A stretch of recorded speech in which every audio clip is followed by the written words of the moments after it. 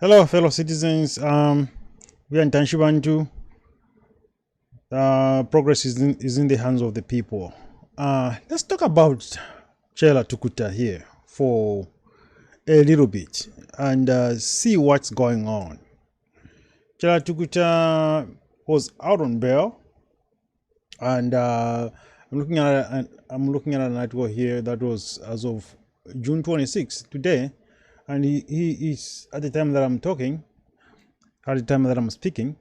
He's been arrested again and taken to Lusaka.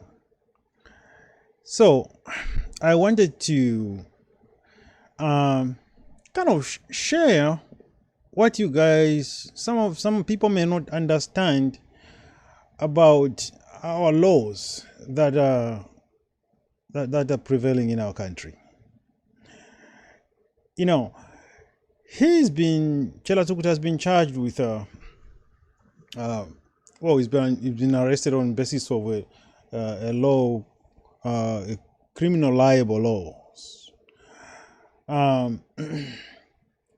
What this is, for those who do not quite understand what criminal libel is, I wanted to share with you as to what this is, so you can understand the injustice that abounds around this.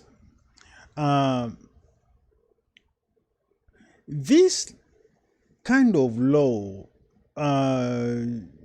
criminal libel, along with others like seditious libel, defamatory libel, and all that stuff, these are very odd laws. They are archaic, in fact. These are archaic laws that have been abolished in many countries. We took these laws from the English out of colonialism, and because, and I have to remind everybody, because we do not have our own constitution. Now that may sound very strange to some of you out there, but in Zambia we do not have our own constitution. We took a document that was prepared by the British government under the Zambian Independence Act of 1964, and this was the document. The document that we use was a product of a statutory instrument that was issued to provide Zambia with a transitional document so that Zambia could have something to operate on as far as continuing the laws that were in place at that time and things like that, so as to give Zambia room to assemble its own people and craft its own constitution. And this never happened. Zambia has never created its own constitution, and we've been amending the same document that was created by the British ever since. It's the same thing. We've just been amending it. And while that document provided for the continuity of operation of existing laws. That was the penal code and all these laws, and under that was all these criminal libel laws. And these laws were there, and historically these laws in societies that where they have existed, they have been used to shut people up. That's what they were for, and the colonial masters used them to shut the local Zambians up, the natives up. You can't speak against the governor. You'll be criminally prosecuted. You can't speak against anybody in authority in the colonial government. You couldn't do that. Even under our new constitution, with the document that we keep amending as the Constitution of Zambia, it's kind of it's a cake. I gotta admit, I'm just gonna tell you guys, it's our the document that we have right now is a cake. Each time Zambia came up with its own homegrown constitution, Zambians have never gathered at any point in our history since 1964 to create our own constitution. We are still being governed under a foreign document. This is a foreign document. No wonder this is an act of parliament. It's not a constitution. It's an act of parliament. You look at it. You need to look at it and see what it says. It says Zambian. Let's see. Let me show you right now. Right now, Zambian Constitution. Zambian Constitution of 2016. See what it says. Let's see what it says. All right. Zambian Constitution 2016. Look at what it says. It says Act, Government of Zambia Act. Is an act of parliament. That's what that means. It's an act of parliament. It says so right here. Act. Government of Zambia Act. Right here. Act. Date of assent. And right here. Here. An act to amend the Constitution of Zambia. An act. And then this whole thing is an act. Here.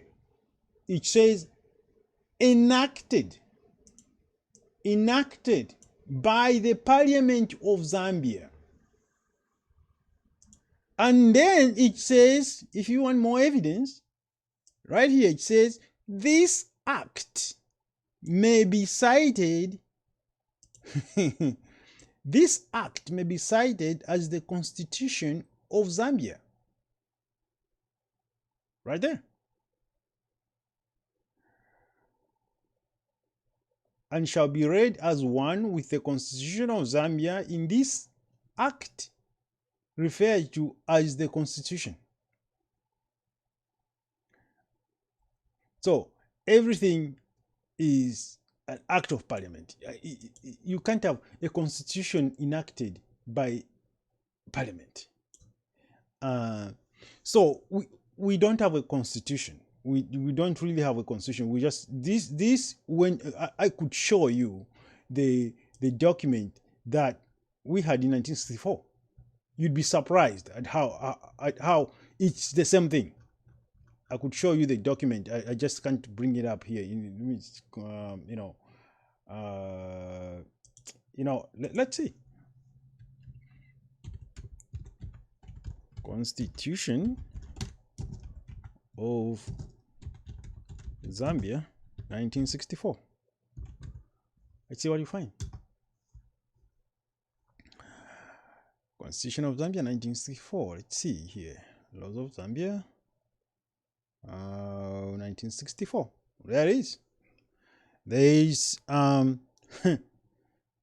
of Zambia, the Constitution. How interesting. Let's take a look. Okay, that's 1964 Constitution of Zambia. Okay, here it is. The Constitution of Zambia, arrangements of sections and all that stuff, citizenship. Now, take a look at this. We have a preamble here and all that stuff and things like that because of all the amendments that we have had and all that stuff. But then it gets into when it gets into principles and all that stuff, citizenship here, same structure. Citizenship, persons who become citizens on on 24th October 1964. Persons who become citizens on 24th October 1964. Persons entitled to be registered as citizens by virtue of connection with Northern Rhodesia. Persons born in blah blah blah blah blah. Now, persons who was a citizens of Zambia immediately before the commencement of this constitution shall continue to be a citizen. Citizenship may be required by birth and blah blah blah blah blah blah. But the structure of this document, wording here and there has been changed, but it follows this document. But more importantly, what I want to point out here is that this document, the structure of government as prescribed by this document has not changed. Has not really changed. It has really changed very little in terms of vice president, things like that. The president and the vice president. Here, this was in 1964. So what we have right now was there. See this? Here, part 1, the president and the vice president. Right there. And this document here is what gives our president all the powers. I don't want to dwell too much on this, but this is a discussion for another day. But I just wanted to show you tell you about where these laws come from. Some of these laws come from. So let's get back to Chella here for a moment. Criminal libel. So these things are in the laws that were provided for in this document. As part of the continuation of existing law, continuity of operation of existing laws. And it remains in our penal code. In our penal code. And now, let me give you an example. You might find this very interesting. Criminal libel, essentially, what it is an offense. It's almost like a tort. Wow, let me tell you what a tort is. A tort, T-O-R-T, a tort is any act, essentially, is any act that how do I say this? Let me it's any civil wrong. It's any civil wrong that infringes or causes injury to another party's person, dignity, or reputation. That's a tort. A tort is a civil jurisprudence. It's encompassed within civil jurisprudence, and it's essentially the laws of civil wrongs. That's what a tort is. So when somebody speaks in public and somebody out there gets offended, right? Typically, what would happen is that the injured party would bring a suit against the defendant, the person who was promulgating those whatever the defamation is. Now in criminal libel, is the state has prescribed certain expressions or certain speech as criminal. You can be criminally prosecuted. Now, this applies to everybody. Now, I'll tell you this. Let's take a look at this. Listen very carefully here.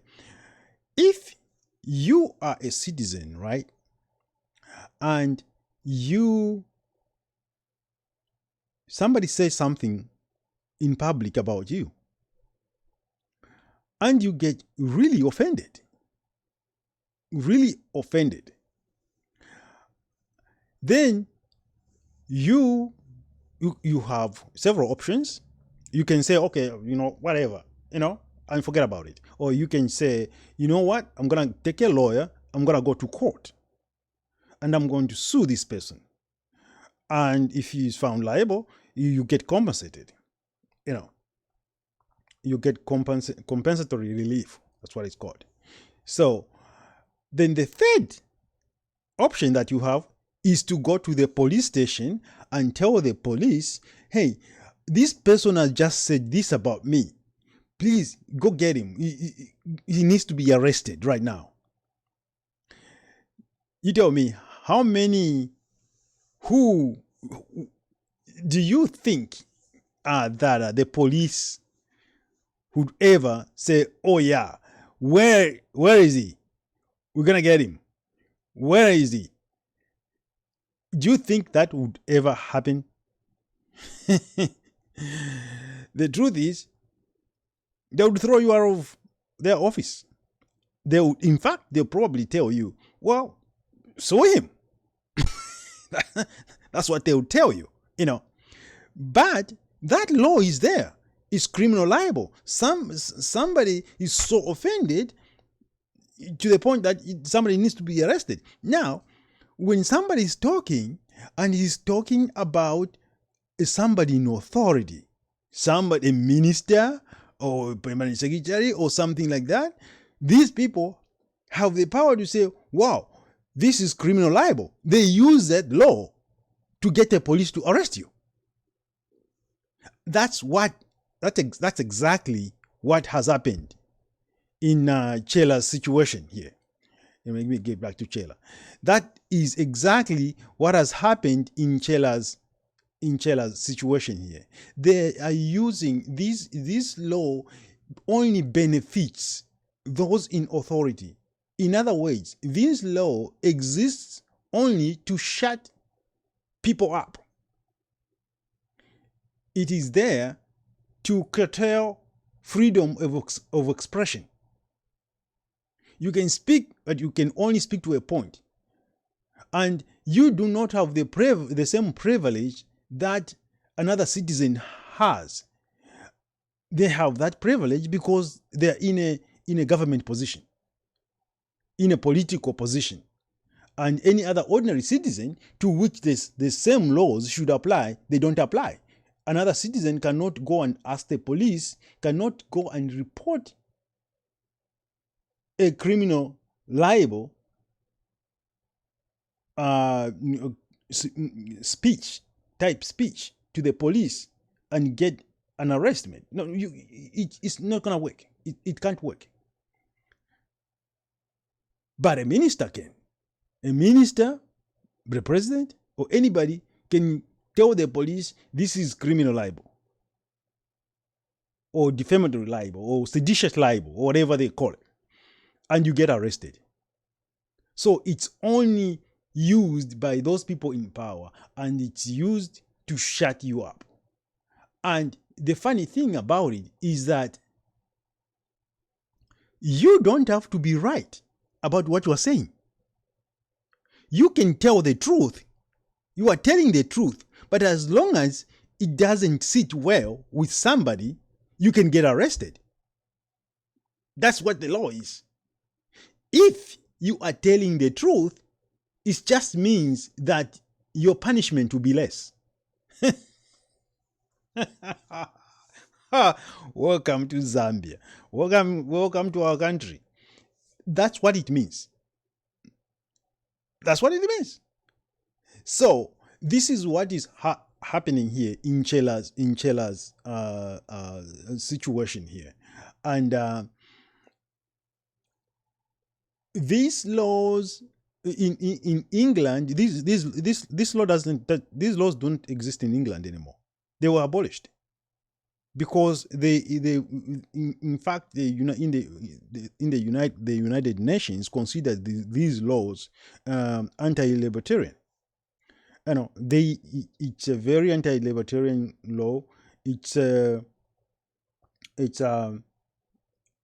it is meant to oppress people. It is meant to it's oppressive. It's it's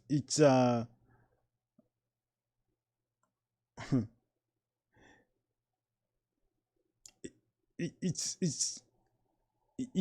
has no place in modern society.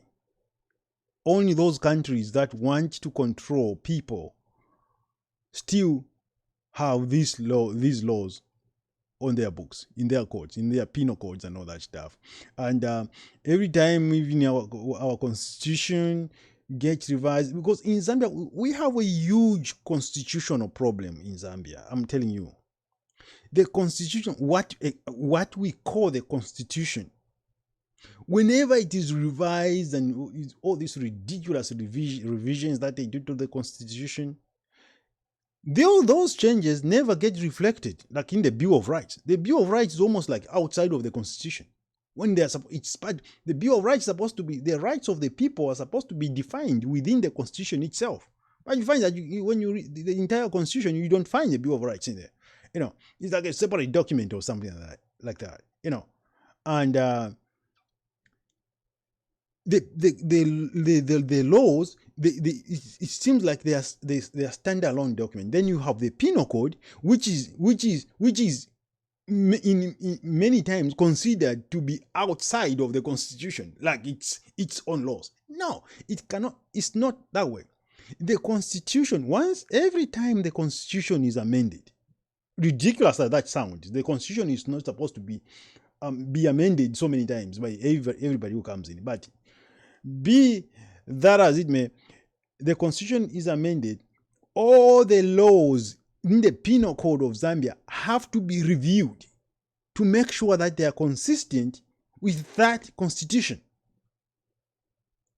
There's a lot of laws in Zambia right now that are being followed and executed on citizens, and they are completely inconsistent with the constitutional document.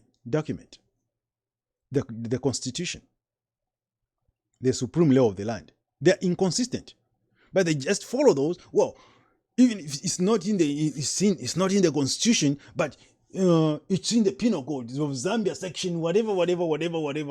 So you are being arrested.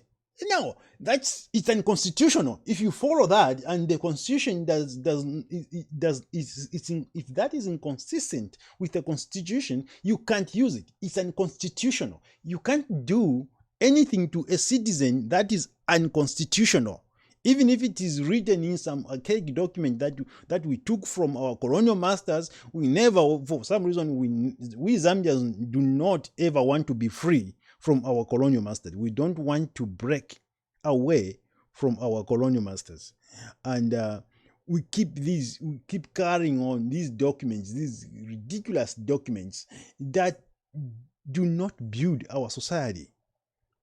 They just cause chaos in our society, and they are just retrogressive. So this is what is happening to Chella here. I wanted you to understand, because a lot of people would have expected that whoever is injured, this is a situation that sounds in tort, and it's a question of injury to another party's person, dignity, or reputation. Now, who defines whether another party's person, dignity or reputation has been injured? Who determines that? It's that other person. Obviously, here we are not talking about, because this is not physical. We can only talk about, dignity and dignity and reputation, injury to dignity and reputation, and so who determines that there's been injury to somebody's dignity or reputation? It's that other person. So you'd expect that other person would file a lawsuit, and if their cause of action is legitimate, then the court takes it, and it's a civil process, and it goes through the court processes, and if he's found liable, then he is charged with compensatory for compensatory relief to the plaintiff. That's how it works. That is if Chella is found guilty of that, you know. So a lot of people would have expected that, and a lot of people will tell you this is what we were expecting. They should not have arrested him. The reason they arrested him is because we have this archaic law called criminal libel, and it only typically benefits those that are in power. Because the people that are in power are the only ones who can tell the police go and arrest him under this law. If you are a citizen and somebody defames you to the point of criminal liability, you can't go to the police and tell them, I'm filing this complaint, please go and arrest this guy. You know, the same as you would go, because this is criminal, you can go to the police and say, hey, this guy was shooting at my house. The police will go there and probably arrest him. I don't know, because we are in Zambia, you know, but they're supposed to anyway.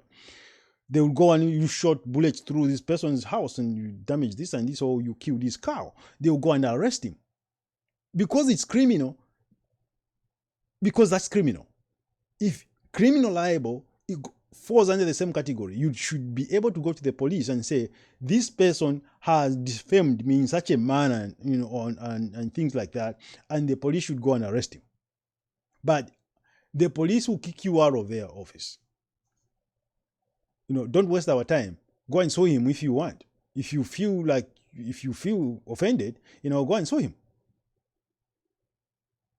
But a minister will tell the police, I'm offended.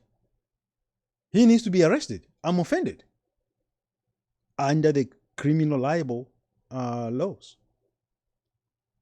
You know. So that's the injustices, some of the injustices that we are having in this country. But it is stemming from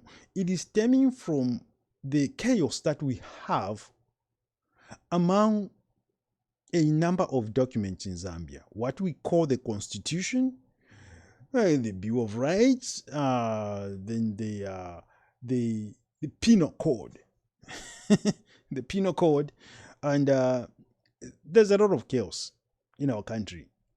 Our country needs a fresh start. Our country needs a fresh start. And that fresh start will prescribe everything. A constitution, a new constitution that prescribes everything that the people of Zambia, how the people of Zambia wish to be governed. Not something that we have carried from the British. And because of that thing, we continue to preserve that slave mentality. I'm telling you the truth. We continue to preserve that slave mentality. You can hear it when a lot of people speak. We continue to preserve that colonial mentality. And it permeates government too. If you bamwena umusungu kwatina ali kwa chapa mano kuchita mavende. Ukaba amazambia zabasambirira sana kuchita basungu. But umusungu aisa government yesu chenyi. Government yine yesu. Kumfila po musungu ukuchiro mzambia. Naranda na mchuwembe efyo. Yoko mfila po musungu ukuchiro mzambia.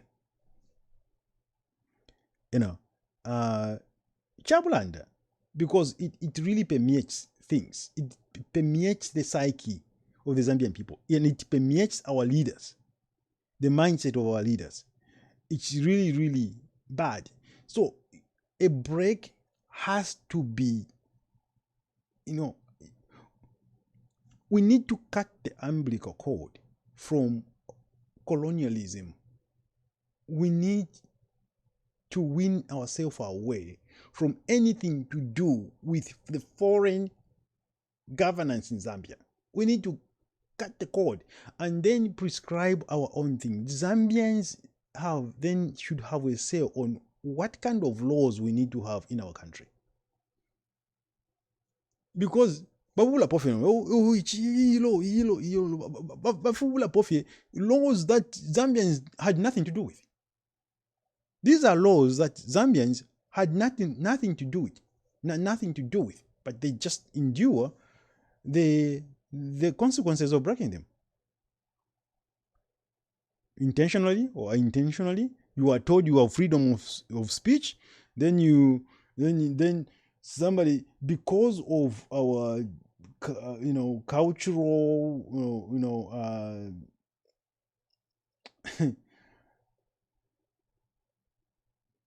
you get a government using those laws. Some of those laws are left there because government wants to use them in combination with our cultural values to get you.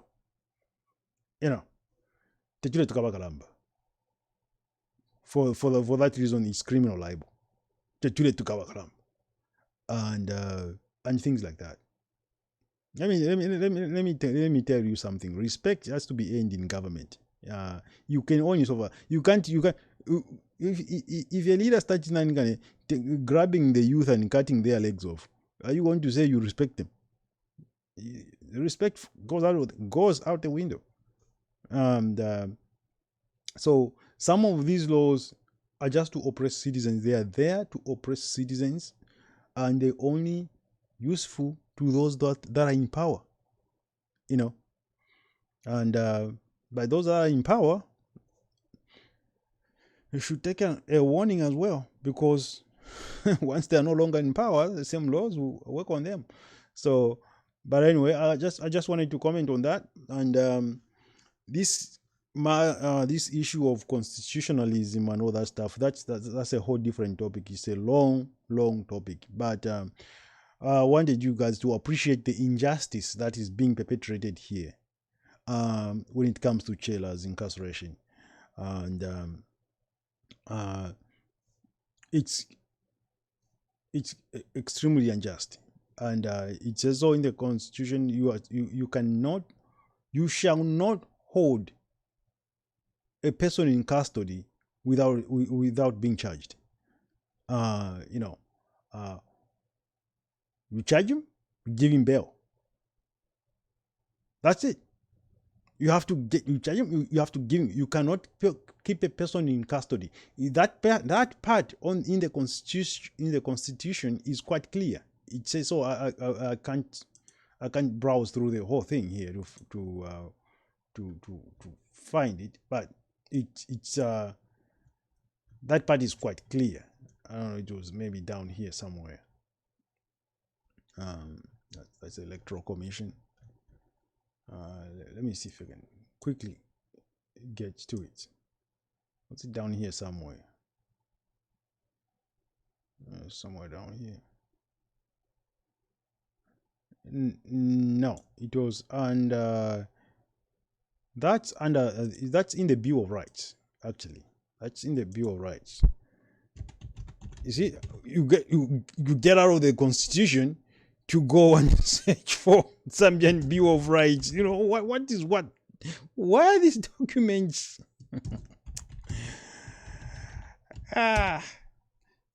These documents are different. So there is Zambia Bill of Rights.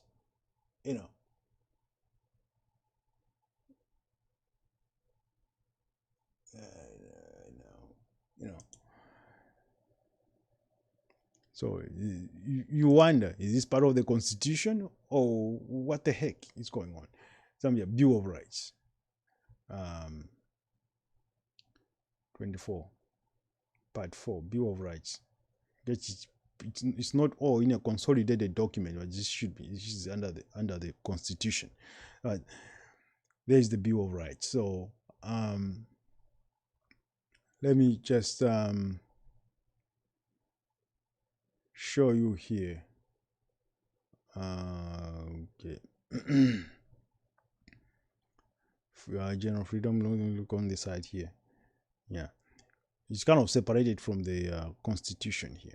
So freedom of association, freedom of movement and residence, acquisition and protection of property,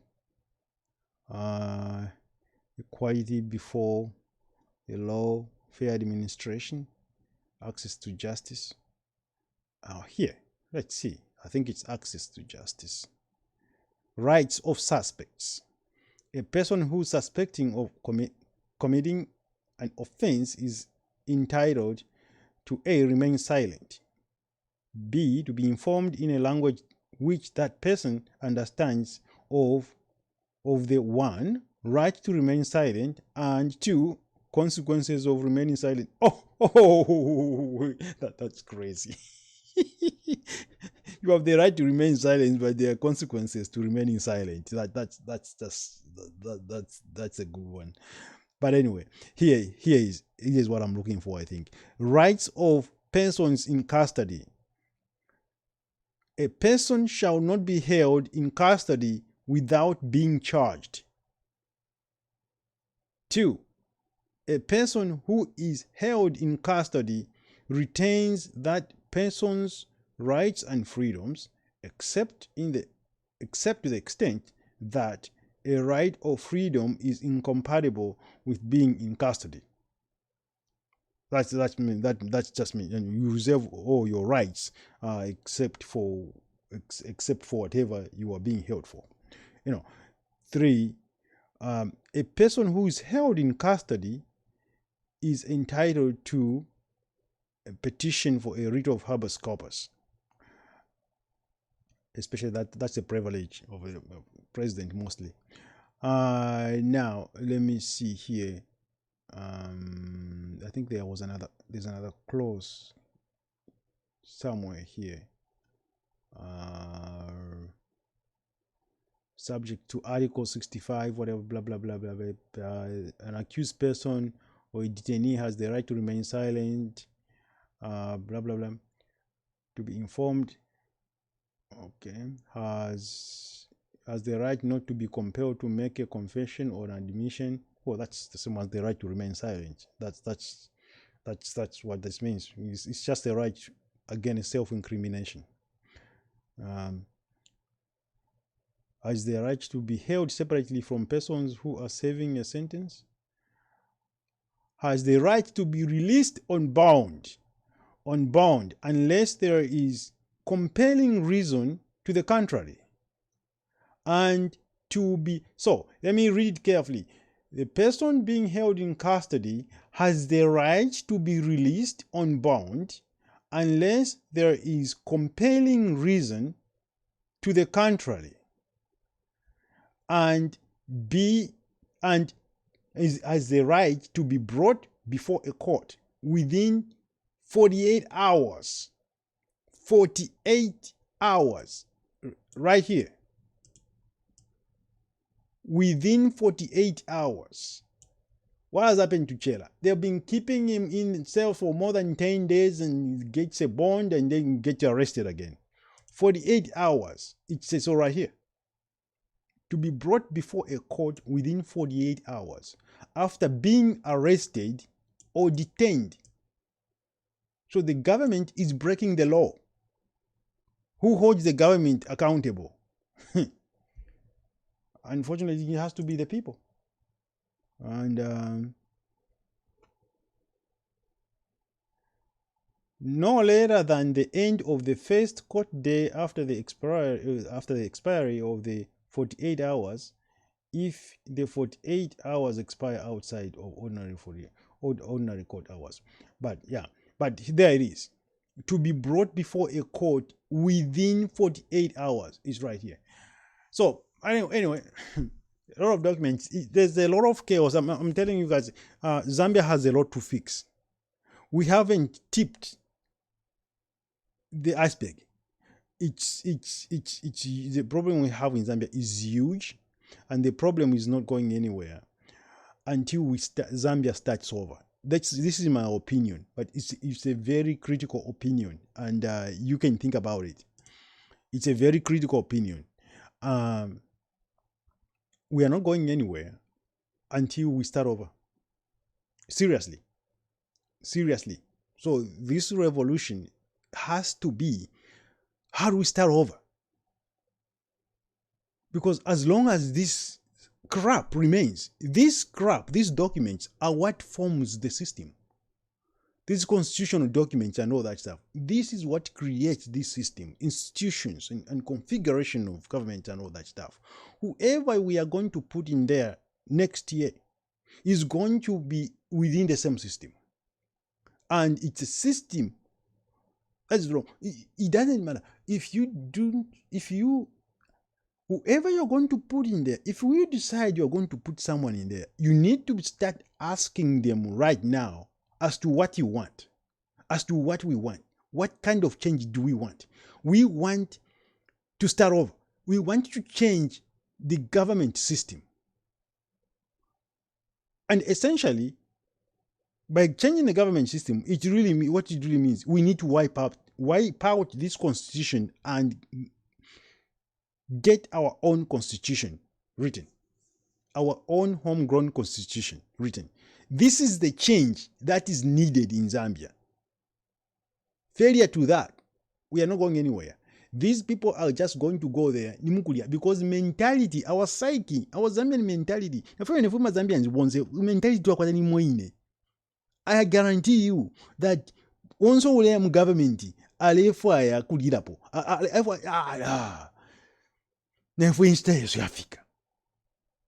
the only way that can be broken is by getting someone who's really running right now. Who among these politicians is advocating for such a change? There's one. I'm not going to tell you, but you find out. There are a number of politicians here. It's not Hakainde. Hakainde is not saying anything about changing anything. He's listening to the youth. Most of the youth are talking about this change. We need to change Zambia. We need to start over. We need to change government systems. Changing government systems is not going to be done by parliament. Parliament has no power to change government systems. A president has no power to change government systems. Only the people have the power to change government systems. Because governments are instituted by people, by the citizens. So only the people have the power to do that. So whoever you choose, whoever goes into State House, we need to make sure that is the person we are sure that this person is ready to lead such a change. And who among our politicians is talking about being ready to embark on such a change is not Hakainde. He's not talking about that change.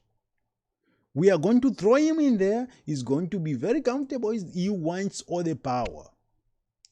That's as truthful as it is.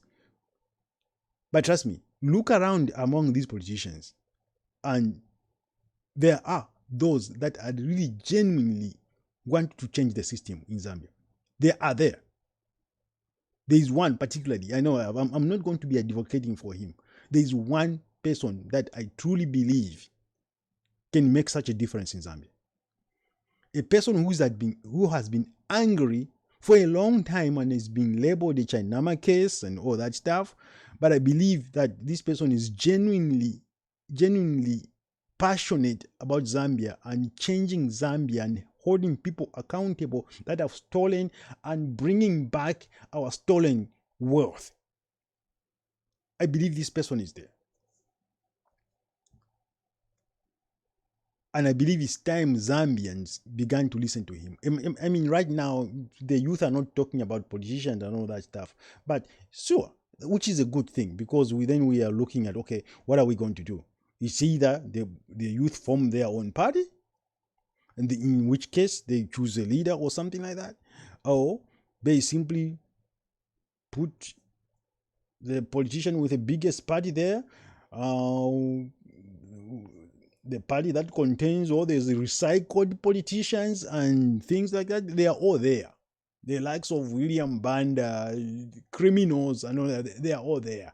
And they are all poised to take those positions. So I urge you to look very carefully at these other politicians. There is one. I know him. And he has zero tolerance to recycling politicians. Is the guy that you need, that we need right now. He's no nonsense. If we want anything close to what Magufuli is in Tanzania, this guy is better. I really believe so. This guy is better. So take a look for yourselves. Probably you'll see it on my website. Probably you see, okay, oh, this is the guy he's talking about. But sure, but I wouldn't be saying it if I didn't believe there's someone out there that really aligns 100% with the mindset that the youth are expressing right now, with the discontent that the youth are expressing right now, and